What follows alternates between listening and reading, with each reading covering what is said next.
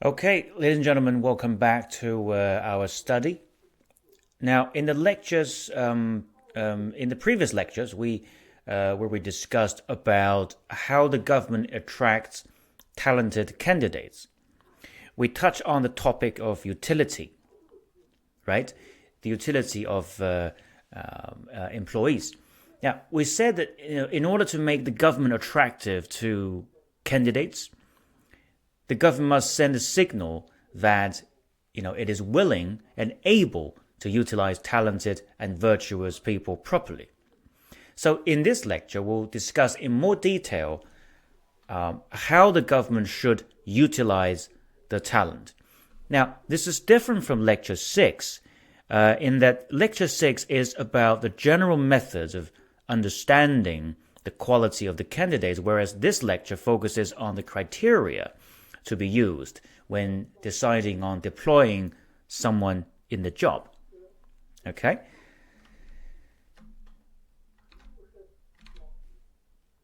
Now, in recruiting appropriate government officials, the governing principles emphasize on the importance of the virtue of the candidates.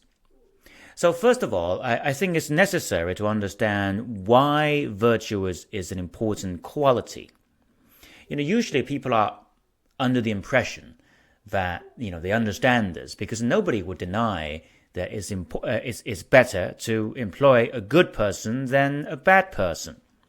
But then, as we deal with the day-to-day affairs, such as economic policy making, social security, environmental protection, etc., often we tend to focus on the skill side of a person and ignore the virtue side.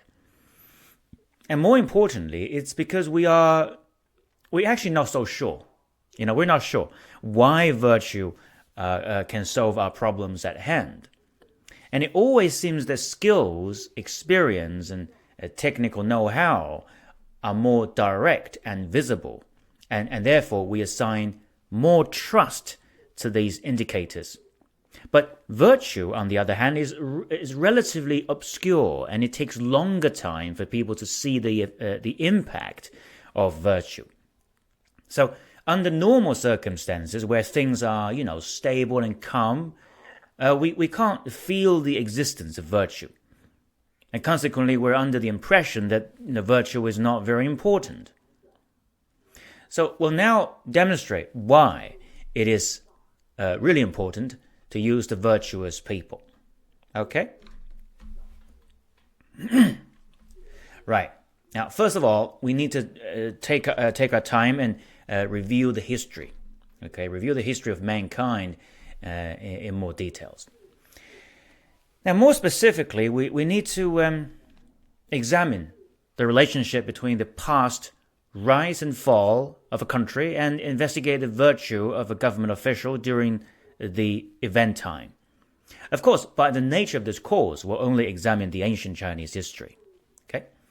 So, volume 48 of the governing principles raise an important point here, that there is no randomness in the relationship between the fate of a country and the virtue of the government officials. It says that the stability of the society and the general mindset of the people are influenced by the quality of the officials.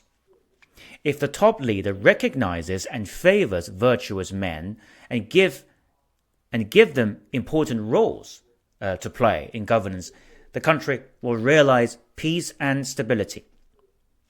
In contrast, if the government is filled with slanderous men who do things out of personal interest, the country will be in chaos. Now, this is not simply a fashionable thing to say, but a solid conclusion based on hundreds of years of empirical studies and observations. If you look at the life cycle of Zhou dynasty, Han dynasty, Tang dynasty, right, each had produced one of the most glorious periods of human advancement, not only in the Chinese history, but also in the history of mankind. But each dynasty also ended in a very chaotic and miserable way.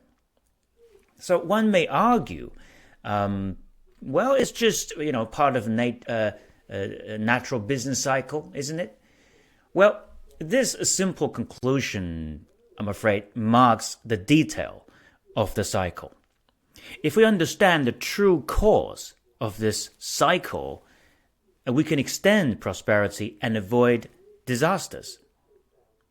The development of a country may also be affected by external shocks, of course, such as unexpected public health crises, foreign invasion, and various economic shocks. But history has taught us that with virtuous people, virtuous officials in place, the damage of external shocks can be minimized. This is because in order to deal with negative shocks effectively, the government needs to work on the basis of unity, efficiency, confidence, and solidarity.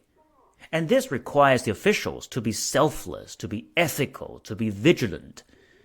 The government and the general public is like a human body fighting a virus, with each part collaborating with each other. Imagine, if part of the body decided to pursue a different agenda, and the defense mechanism of the human body would fail. Therefore, virtue can maintain the solidarity and the efficiency of the government, and it goes hand in hand with skills and technicality of the officials. Now, speaking of technical know-how, there is a very interesting and enlightening passage about the problem of recruitment of the officials.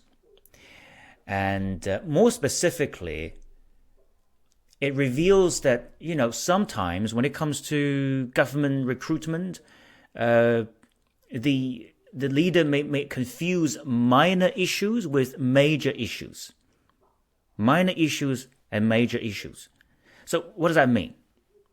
Well, the governing principles say that imagine a governor who wants to slaughter a sheep for food. Okay? So this governor wants to slaughter a sheep for food, but he doesn't know how to do that. Well, in fact, not a lot of people know or have the experience of slaughtering sheep themselves, right? So what should he do? Will he ask for his colleagues from work or some close associate to do that for him? No, of course not, because they're not professional butchers either. So the best thing to do is just to find a professional butcher to get the job done, isn't it? Again, let's imagine that this governor wants to fix his bowl, right? His bowl. But he doesn't know how to do that either. In this case, should he ask for help from his rich relatives or noble families? Probably not. Because again, not many people are qualified to fix a bowl. And it requires specific skills and experience. Therefore, he would quite naturally find a professional bowl maker to do that. Again, let's say our governor has an injured horse and needs to be cured and taken care of. And he's not a vet himself, and he certainly wouldn't ask a friend to help. He must find an experienced vet to treat his horse injury. So, when it comes to dealing with animals and, fixing bowls, we can expect the governor to recognize his lack of professional experience and find the right person for the job. However, what is he going to do when it comes to governance? As we have said before, when the leader assigns key government positions, the most important criteria is the virtue of the person, right? However, often we find the leaders make recruitment decisions based on his past relationship and the nobility and reputation of the person. But you see, none of these directly point to virtue. And this phenomenon is not only ironic, but also dangerous. You see, fixing a bowl is not the most important thing, right? Even if you recruit the wrong person and break the bowl, it doesn't really matter. But the quality of governance matters to the well-being of millions of people and the survival of the government. And yet, people often underestimate the importance of virtue of the government official. So this is what we mean by confusing small problem with the big issue. The proper use of the virtuous and talented officials depends on the attitude of the leader himself or herself. With virtuous officials in place, the country can be expected to grow and achieve prosperity.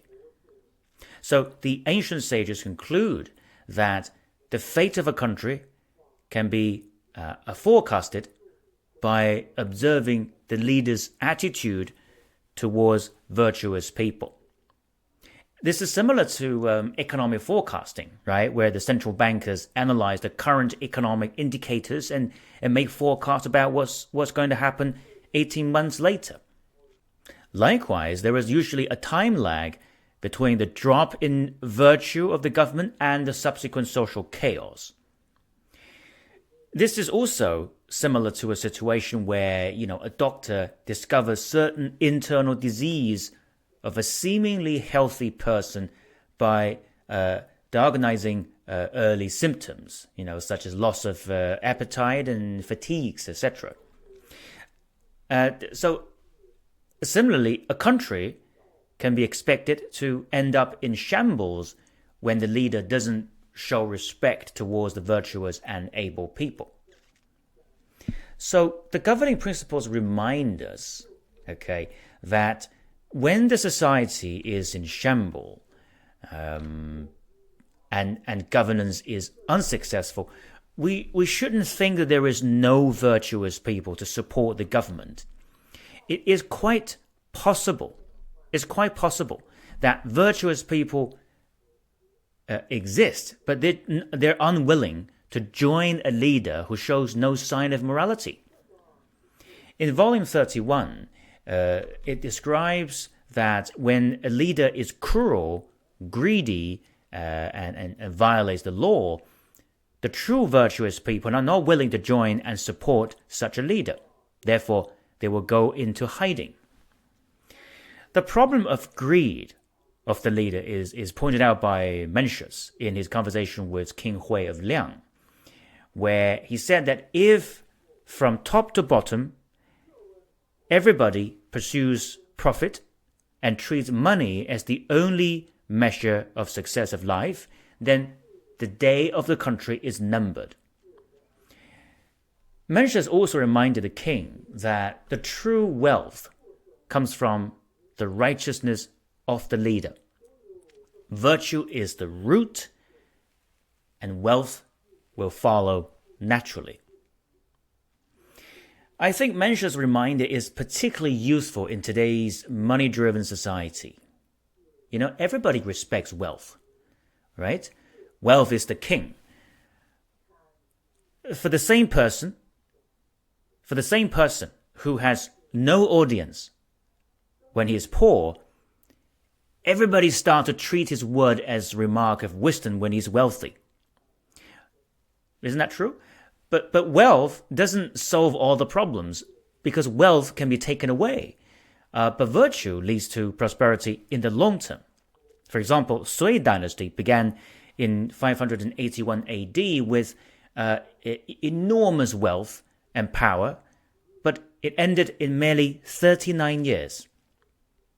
So the most important reason is that the leader disregarded virtue. Now, with all of his wealth and treasure, nobody came for the rescue. Now, we know that the government needs virtuous officials. Yeah, but just how many virtuous officials does the government really need? That's quite a specific question. How many, right? How many do we need in order to successfully improve social atmosphere? Well, surprisingly, not a lot. Volume 22 of the Governing Principles describe a waterfall process of virtue from senior officials all the way to the general public. It says if the senior officials of the government practice virtue at the highest standard, their conduct and behavior will influence their immediate subordinates, i.e. the junior officials. This is because the subordinates naturally look up to their seniors and imitate their way of thinking and behavior. And this is in fact frequently observed in companies where the manager's personal quality makes a huge impact on the entire team. The junior officials are usually in closer contact with the common people than the senior officials. And these junior officials include, for example, local authorities, city mayors, head of towns, for example, right? And they're in a very good position to influence the local community with their virtue. And in turn, the virtue can be spread across the city and town, and finally, the whole country.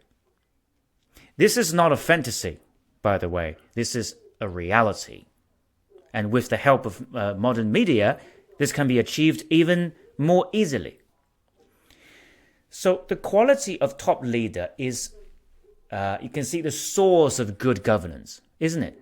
In fact, in ancient China, the grand masters of Confucianism, Taoism, and Buddhism were usually appointed to act as the advisor to the king.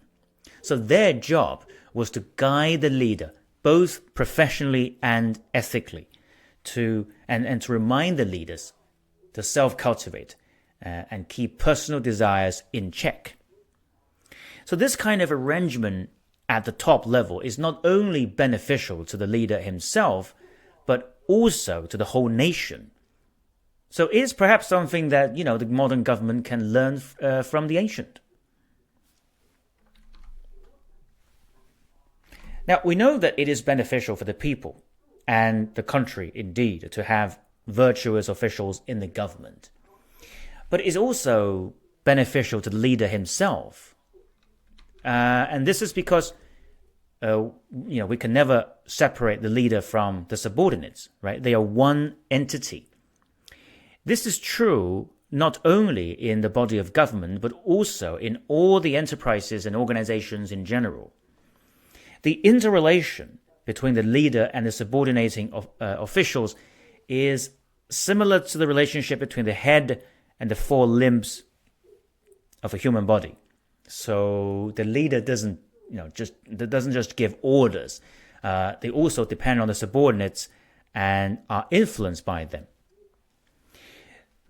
The most important influence from the subordinates to the leader is, again, virtue.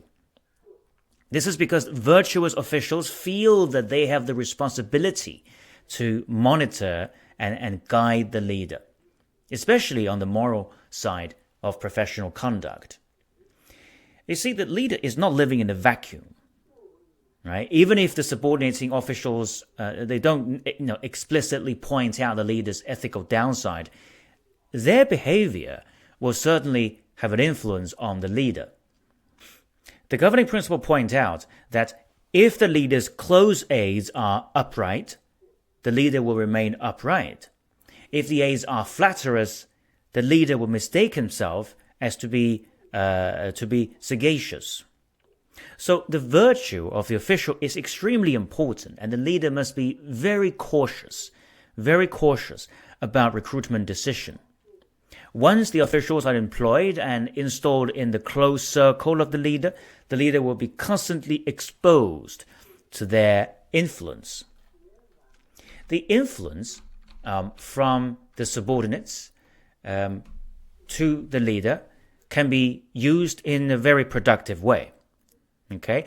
Because of the potential positive influence on the leader, an implication of a healthy government is that there should always be officials or ministers who are smarter than the leader. As long as these officials are loyal and righteous, they can offer great advice and recommendations and correct the leader's error. So this will greatly improve the efficiency of the government. But the other side of the coin is that the leader should be concerned if nobody in the government outsmart him or her. It's not a good thing. It's a bad thing, right? So if the leader turns out to be, the smartest person in the government, This means that nobody can really offer any good advice and no one can monitor the leader. And the leader will fall into a delusion that I am the best, or everything is going extremely well. Volume 36 of the Governing Principles record a story of King Zhuang of the state of Chu. Okay, so during the conference with his ministers, the king found that none of the officials were smarter than him, and he was deeply concerned about it and said, the world is full of sages and virtuous people. If I can recruit them and make them my teachers, then I can unite the world. Even if I can just be friends with them, my country will still stand out from the rest. Now the situation is not great. For a start, I'm no smart person. To make it worse, I have no smarter officials. This is the end of my country. So from the above comment by King Zhuang of Chu, we can see that a good leader should always seek out for smarter and more virtuous officials and recruit them to assist him in governance work. For an ordinary person, it is perhaps natural to feel happy about being the smartest one in the room, but for a leader, given the heavy responsibility and the complexity of governance, being the smartest person is not necessarily a good sign. Now, we mentioned earlier that ethically inferior officials will have a bad influence on the leader's personal ethics. However, there is a further problem. These officials may form a protective circle within the government, making it very difficult to eradicate them. The Governing Principles describe such situation with an example of rats living in the shrine. Okay, so the rats, they can hide in the wooden statues in the shrine. They damage the wooden structure of the state statues, and it's also very difficult to catch them. One can smoke them out. You can smoke them out, but doing so will risk burning the wooden statues. And you can also flood them out with water, but it also damage the wood. So at the end, nothing can be done to eliminate them, and the rats live on in the shrine. The rats in this story point to bad government officials, especially those who are close to the top leaders. The officials may deceive the leader and win trust and protection from the leader, and the leader is completely blind to their true nature. So these officials stay firmly in their position, meanwhile secretly appropriating national interests. And their behavior is exactly like the rats living in the wooden statues. And what is more problematic is that exposing these bad officials may shake the current administration and hurt the leader. If we think about the government as an engine, taking off only a part of the engine will stop the engine from functioning altogether, at least in the short term. So the improvement of the government becomes an extremely complex issue with the existence of these rat-like officials. Only if the leader can see through the problem and be, politically bold and swift, can these officials be eradicated and the integrity of the government be restored. So based on the above discussion about the importance of virtuous ministers and officials, now let's have a look at the employment criteria recommended by the Governing Principles. And as compared to Lecture 6, where, like I said, we study the method of observing a candidate, here we focus more on the principles and criteria by which the recruiters decide whether or not to employ a candidate for the job. Okay? Now, first thing first. It's very important for the leader to differentiate between skills and ethics. Skills and ethics. Now, of course, the best candidate is one who is both highly skillful and ethically superior. And we call these candidates the premium product. Right? So they're in short supply and high demand. So if the leader sees one, he should have no hesitation but to recruit immediately. That's an easy choice. Not easy to find, but an easy choice to make. A candidate who has no skill and yet immoral is also an easy rejection. Okay, so we call these candidates completely useless product, and they're easy to spot. Hopefully, right? But the hard decision of recruitment comes from the candidate somewhere in the middle. If the candidate has insufficient skills, but a high moral standard, then there is still room to improve. As compared to top-tier candidate, we may call them low-grade product, but they still have value. The problem comes from the opposite, where a candidate has lots of skills, but also a bunch of bad ideas. And we call these individuals toxic products. Now, as we mentioned before, skill is more visible than ethics, and the impact is perhaps quicker than ethics. But we all know that ethics is an absolute winner in the long term. In fact, without ethics, skill should not be trusted. The governing principles point out that a bow has to be tuned before it can unleash its power. A horse has to be tamed before he can become a fine horse. A scholar has to learn to humble himself before he can become smart and capable. So this means that even with superior ability and talent, a person may not necessarily know how to use the ability properly if he lacks moral guidance. Think about this. Many criminals are actually very smart people. For example, things like telecommunication fraud, cybercrime, production of illegal drugs and financial crimes, etc.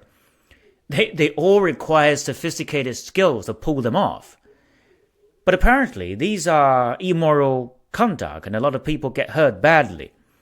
Ironically, smart people who commit these crimes are not smart enough to realize that one day the bad deeds will come back to them. They would have lived a much more fruitful life by using their talents in the correct way. So the governing principles recommend that when making a trade-off between skills and ethics, a disrespectful, insincere, and capable person is like a cunning wolf that should be avoided. Now, having understood the general principle in employment, we'll now briefly introduce three major selection and utility criteria based on a study of traditional Chinese culture. These criteria have helped many of the ancient rulers to avoid mistakes and select the best officials and self-improve. The first criteria is filiality and righteousness of a candidate. Now, in traditional culture, filiality and righteousness are always mentioned together, right, as a single criterion when assessing a person's suitability for the government job. And they're also the number one criteria above everything else, the number one criteria. Now, I use past tense here, as if they are no longer in use. But the truth is, this concept is so deeply rooted in the mind of the Chinese, it's suffice to say that people still very much value them today. So, first of all, filiality, or filial piety. Why? Well, we know that filial piety is about, how a person treats his parents, about the mindset and attitude towards the parents, and indeed all the ancestors before him or her. But what does this have to do with employment criteria? Well, in the book of Zhao Jue, which is actually the book of filial piety, because xiao means filial piety. Okay, it says that he who doesn't love his parents but loves others rejects virtue.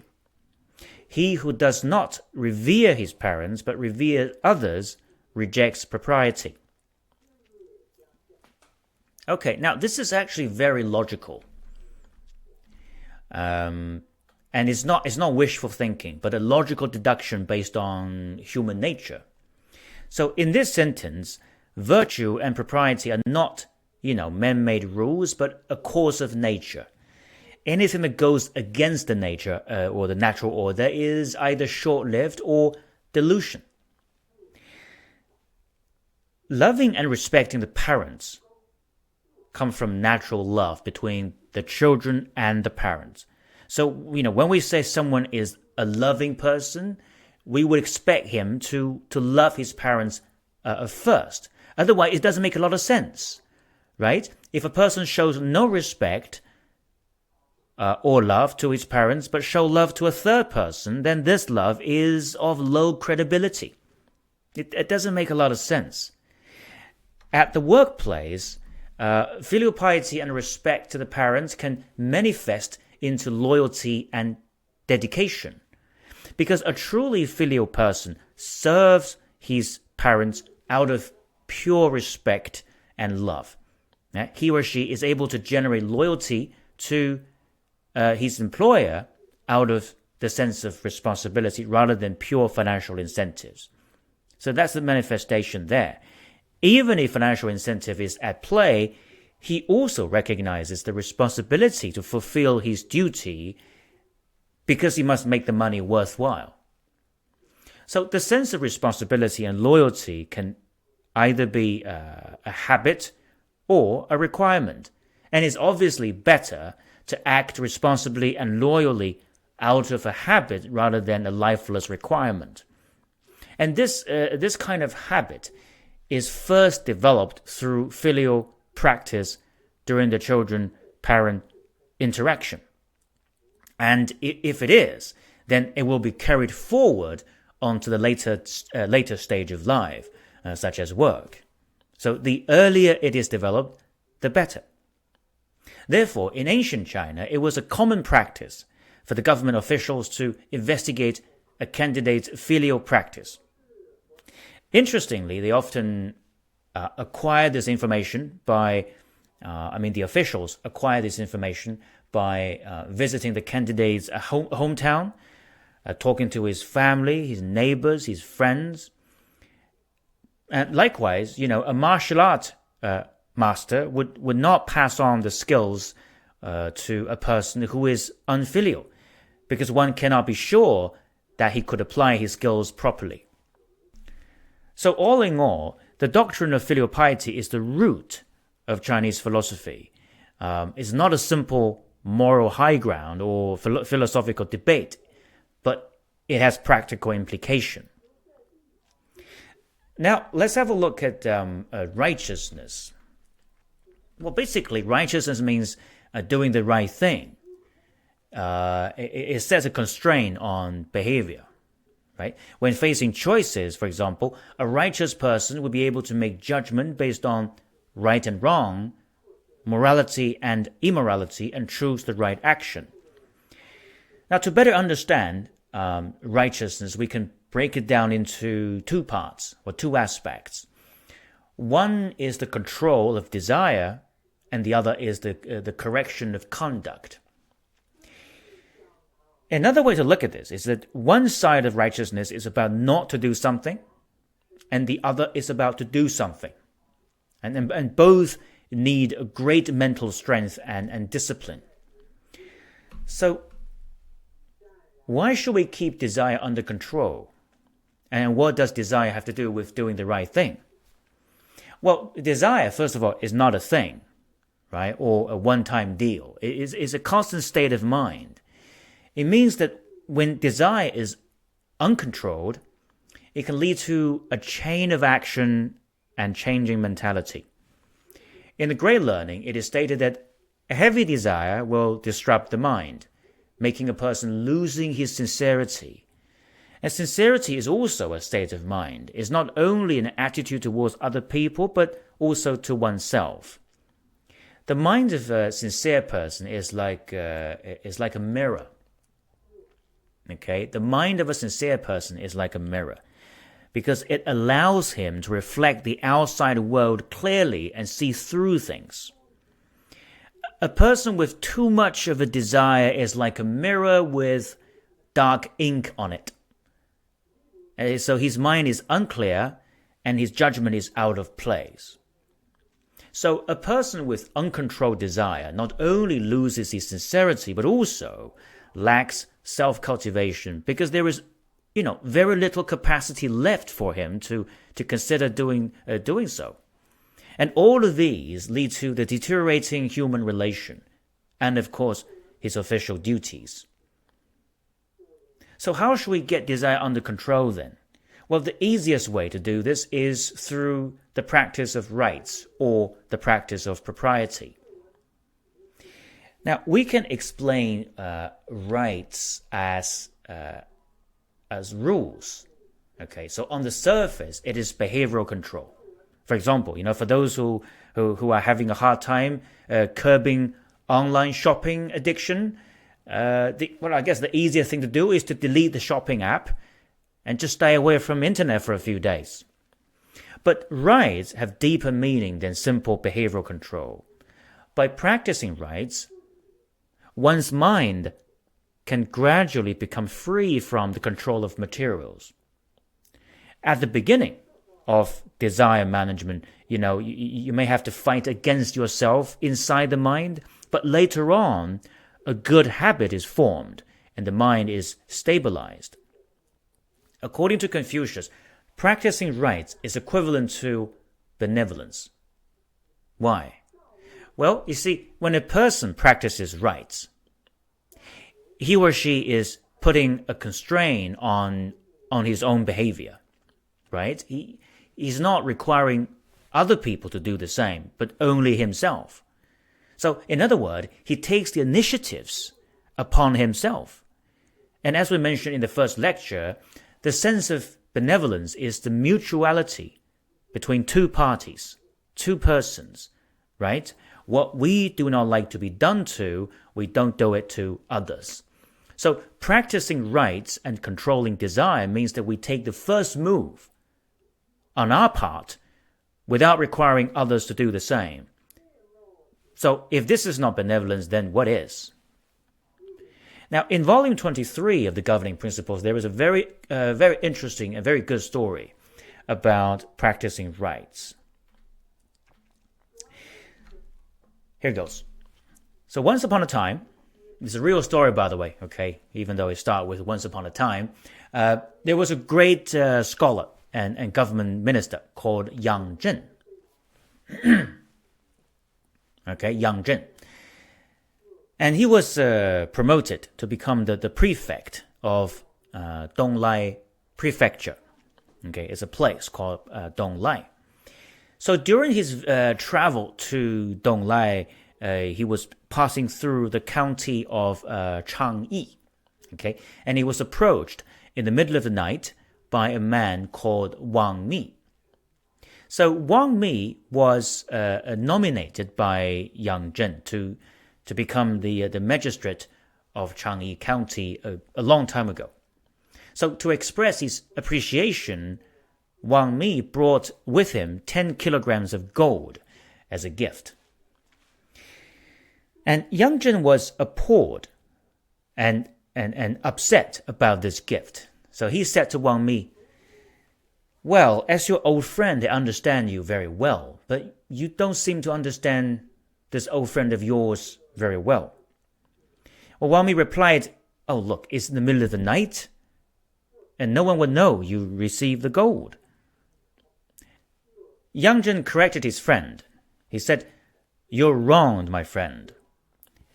Heaven knows, the deities know, I know, and you know. How can you say nobody knows?"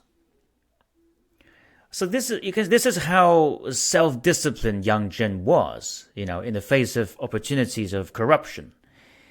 And his story has been used as a reminder by many officials to warn themselves about the weakness of the mind and the danger of corruption.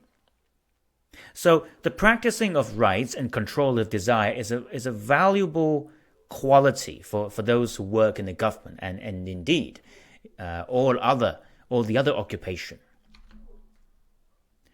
Now the second aspect of righteousness is more proactive. It is the correction of conduct. Now, it can become too detailed to talk about it when it comes to conduct, but we find a nice summary about the recommendation of conduct in the governing principles. For an official, a government official, there are 3 categories of conduct that the official should proactively modify and make improvement.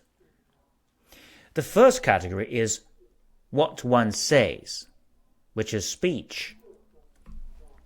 And the key here is that is the intention of speech making. In other words, what are you trying to achieve by saying what you say? Now, this is clearly a proactive decision, and the intention of it must be upright. A righteous official will not use his talent of speech making to frown upon the leader. Right? He will not corrupt the leader's virtue by decorating his own intention and verbally misguiding the leader. Outside of the government, a righteous official will not mislead the public with his pretty speeches and deceptively gain their favor. An official who only gains trust and favor with words may pose extreme danger to the country. And indeed, it is very difficult to differentiate deceiving speech from an honest one because people lack of information and are irrational. We know that deceptive speech can mislead the people, mislead the entire government, and drag the country into chaos. However, it's not uncommon for government officials to make nice speeches because that's the easiest thing to do. And this is why it is extremely important for the government officials to proactively avoid the temptation of such behavior. And it requires righteousness because it's proactive. The second category is the avoidance of profit making. Now, this points to refraining oneself from appropriating public interest. The traditional Chinese philosophy says that when profit is within one's reach, think about righteousness. In other words, a righteous person will first evaluate whether or not the profit or benefit is for him to take, when he could easily take it. And this is also a proactive way of correcting conduct. Now, it's important because without righteousness acting as a firewall, the action of small profit-taking can evolve into serious corruption in the future. And a corruptive government official always starts from something small, okay? Such as inappropriate use of company car, misreporting some small expense reimbursement, those things like that, a given small gift. But we all know where that's going, right? Now, the last category is courage. And more specifically is the courage of protecting the law and justice without being afraid of the powerful people. This is also a proactive move. So when being intimidated by a certain powerful group of people, right and wrong may become blurry because of fear. But the government officials are the protectors of the public interest and the people. Therefore, apart from executive power and authority, the mental strength of a government official is also very important in protecting the law and justice. So a sense of justice in this regard gives the officials a clear guidance of action and the courage to do so. So in the above section, we talked about the meaning of righteousness and the way to maintain righteousness from the perspective of the candidate. Now, from the recruiter's perspective, there's also an indirect and yet effective way to evaluate a candidate's righteous mind. And this is recorded in volume 38 of the Governing Principles. We can largely evaluate an official's true intention and righteousness based on their reaction to order and the result of their action. Mind you, this is a general guidance and, as you will see, is flexible. Okay, so it shouldn't be used rigidly, and an effective application requires a good understanding of the situation of the candidate. So let's have a look. The first type of official or minister is called the so-called proper compliant. Proper compliant. So they follow the order from the top leader, and their actions benefit the government. They understand the spirit of the order, and they are very dedicated in carrying out the government policy and duty to the best of their ability. So this type of official help the government and, of course, the country. When we say they benefit the government, it also means that they benefit the country, right? Because the underlying assumption is that the government and the country are one entity. Without the country, the government will have no standing. Okay, so that's the first type, proper compliant. The second type of officials also follow the order, but their action do not benefit the government. Either because the actions are ineffective and useless, or they simply hurt the government and the country. So following the order is only part of the story, and it makes no difference if it cannot be carried out effectively. But it would be even worse if the official has personal agenda and hurts the government. So in any event, we call these officials the flattering officials, because their agreeable attitude is somehow deceiving. So compare with the previous case, these officials' level of righteousness is questionable. The third type of official is called the loyal officials. Loyal.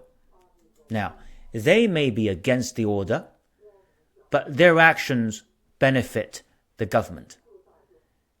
So this may include, rejecting a proposal from the top and correcting the leader's mistake. Now, be careful. In this case, we emphasize on the part of benefiting the government. Obviously, it's not very productive if the official single-mindedly reject the top leader, but provide no better alternative solution. It's useless, right? So objections for the sake of objections may be the result of factionalism or political gain. It's useless. So those who are able to do both are truly loyal officials, in the sense that they're loyal to their duty and to the country, and clearly their righteousness, they're righteous because they are doing the right thing, even when they reject the top leader. Now, the next type of official also object to the order, but their actions hurt the government and the country. So in this case, there really isn't anything valuable about these officials, and obviously nothing righteous, at least nothing we can think of. And we call them the usurping officials, which includes situation where the officials only pursue personal agenda and take over power and authority illegally. But, of course, perhaps the officials object to the order with a good intention, okay, but then fail to deliver the good result. For instance, during the pandemic, the top leader may order a citywide lockdown in order to contain the spread of the infection. The official objects to the lockdown based on economic reasons, but may have miscalculated the lasting effect of the infection.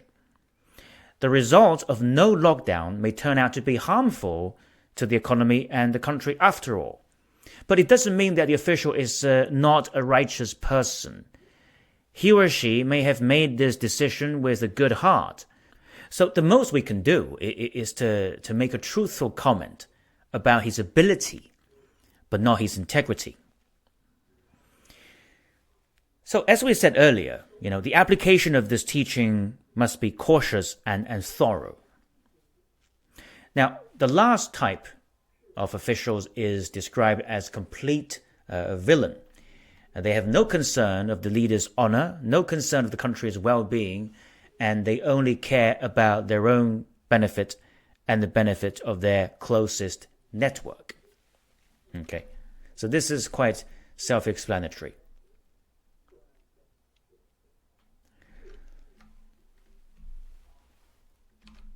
The second criteria when selecting government official is that they must be able to criticize their superiors directly. And this should happen at all levels of governance, right? Country level, state level, city level, town level, etc. The governing principles give very heavy weight on the importance of bottom-up advisory and criticism. For example, it is recorded that when Duke Ping of the state of Jin asked his advisor Shu Xiang, he asked, what is the biggest danger of a country? Shu Xiang pointed out two things. One is that the ministers give no advice in order to protect their own official position. And two, the leader has no information about the situation of the grassroots people. So in both of these situations, there is a disconnection between the top and the bottom, between the inside of the government and the outside of the government. And the policies issued by the government will become ineffective and misdirected. Now, this problem is not only relevant prior to the internet era, where, information flow was slow. It is also true today because we may have too much information. Now, some of them being completely misleading. You'll be surprised just how much the internet has not helped us in better understanding the world that we're living in. Now, we know that a government without a culture of bottom-up criticism will not function effectively. We also know that the government should make good use of those officials who speak their mind. But what is really stopping the officials from advising in the first place? Well, as you can imagine, the answer is the leader's weary attitude towards tough advice. Now, no doubt that all the leaders want to improve their governance. There's no doubt about that, right? They all want to hear good advices. I mean, if you can help with my job, right, by telling me something useful, why not? But because of human habit, good advice usually involves pointing out the leader's mistake. And people don't like to be pointed out or denied. They don't like it. And what is more, the higher the position, the stronger the self-esteem and the less comfortable with denial. So when the leader presents such characteristics to the subordinates will learn quickly and likely stop advising. And consequently, the leader will hear less and less about his mistake. And because it is difficult to be neutral about oneself all the time, as time goes by, the leader may be under the wrong impression that he's doing everything right.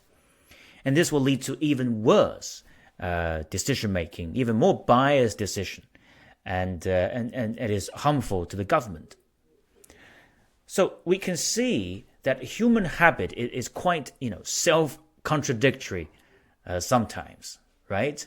The government principles have pointed out that the behavior of wanting to hear good advice, yet hating it when hearing it, is essentially a problem of incorrect evaluation. What does that mean? So what one should value is good advice.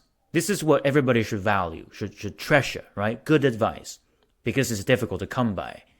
And what should hate is mistakes. But now, if a person disregards what is valuable, but holds on to something that is worthless, then how can he possibly receive what he wants, which is, in this case, good governance, isn't it? But let's face it, we're not living in a perfect world, and we cannot possibly expect anyone to act fully rationally all the time, even the leader. Now, in order to get the advice across to the leader's heart, the officials must be able to advise in a clever way. And more importantly, he should avoid turning it into a blaming exercise.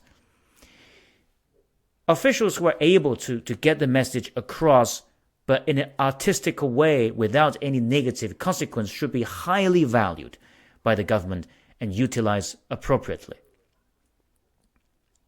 Now, in evaluating the officials' advisory quality, one needs to understand the psychology of giving tough advice. Volume 36 records a short conversation between Zhao Jue, who was the leader of a noble family in the state of Jin, and his official II.2.a. Okay? So, Zhao Jue had two top officials, okay, II.2.a and Zhao Jue. II.2.a and Zhao Jue, right, two top officials. So one day, Zhao Jue said to II.2.a, he said, I think Zhao Jue likes me, but you don't like me.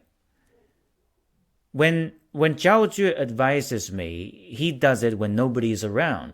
But when you give you advice and point out my mistake, you choose to do it in front of everybody else.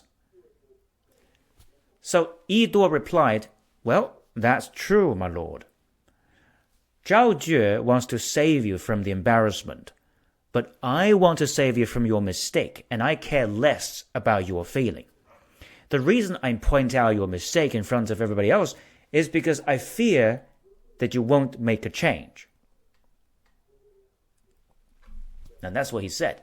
Now, for some leaders, perhaps it is easier to accept the advice from Zhao Jue than II.2.a, but it seems that II.2.a is more concerned about the big picture. So without appreciating the advisor's mentality, the leader may dismiss a good advice out of misunderstanding. So that is really important. Now, under the assumption that government officials doesn't pursue any personal agenda while advising. Okay, that's the assumption. We want to ask, what is driving the official when giving tough advice to someone above his rank? Well, it must be the care for the leader, right? They must care for the leader. Or similarly, the care for the country. It must be true that this person sees the fate of the country and the fate of the leader and his own well-being as a single entity. Well, that must be true. He cannot bear to see the leader going down the wrong path as much as he worries about his own, worry about himself making the same mistake. So this is totally, total loyalty, and it must be appreciated by the leader.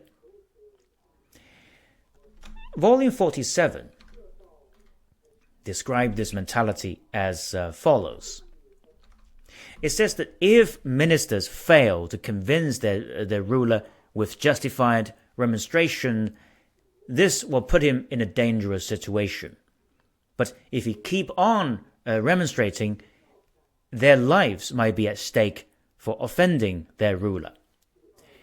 Ministers who are men of noble character will not bear to see their ruler being caught in a dangerous situation, and will therefore risk their lives for the sake of the country. So this needs no further explanation, and we think that it's extremely important for the government to recognize the loyalty of these officials when making a decision of employment. Now, the third selection criteria of official is whether or not the official is willing to make referral of the virtuous. Now, before we explain it, okay, let me tell you a story about a Duke Zhang of Chu and his minister. Okay, Duke Zhang of Chu, the state of Chu. So one evening, the Duke came back from work very late. And when his wife asked him why he was working so late, he replied, "Oh, my lady, I was having a great discussion with one of my loyal and virtuous ministers." His wife said, "Really? Who is this loyal and virtuous minister of yours? Is he a guest from other states or from within the country?" So I guess this means the Duke's wife couldn't think of anybody she knew who would fit this description from within the country, right? So the Duke replied, "Oh, it was Prime Minister Shen." Upon hearing this name, the Duke's wife started giggling.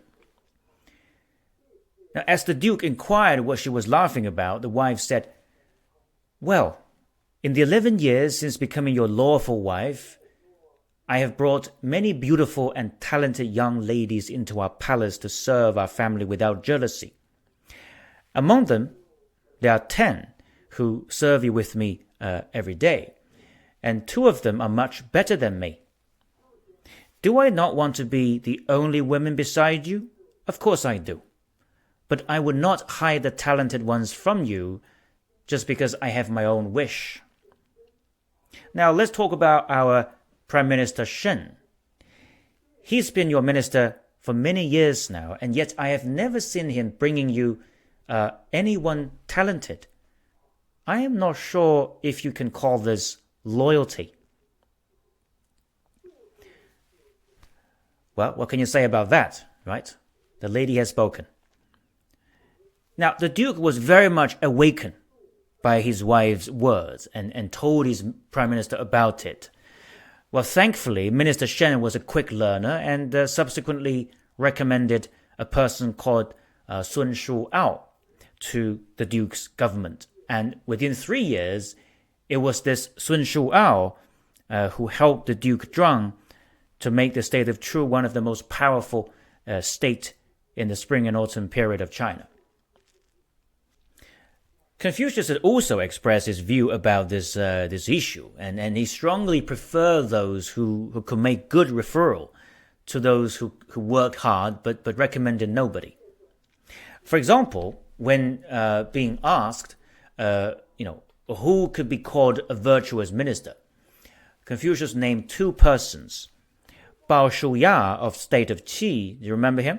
Bao Shuya of state of Qi, and Zi Pi of the state of Zheng, because they recommended Guan Zi and Zi Chan to their respective leaders. Now, as you may know, Guan Zi and Zi Chan were 2 very capable and successful chancellors and politicians before Confucius' time, and Confucius has spoken very highly of them. However, as far as we know, they didn't recommend anyone more capable than themselves to the government. And furthermore, Bao Shuya and Zi Pi were not nobody, right? They held very important positions in the government. But they were willing to prioritize the well-being of the country before their own. So for this reason, Confucius gave credit to them. Now please note that we're not saying that Guan Zi and Zi Chan blocked any virtuous candidate. And that's not what Confucius meant. In fact, Guan Zi and Zi Chan were highly respected. Confucius gave credit to their referees only because it is the fact that without them making the recommendation, the 2 states would never have been able to achieve such great success. And meanwhile, Confucius wanted to make his point that a jealous official is dangerous to the government.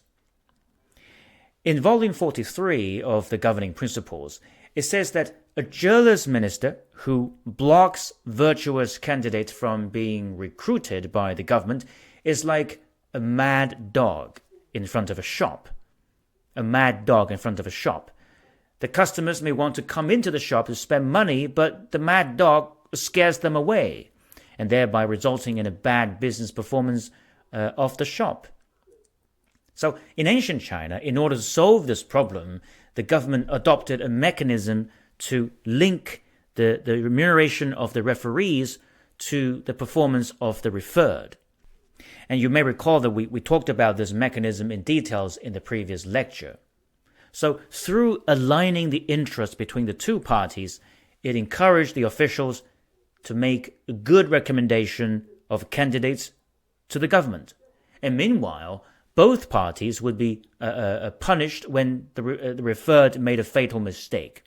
So this could prevent the possibility that the recommendation is only made based on personal connection and private gain. Well, this concludes Lecture 8. Thank you.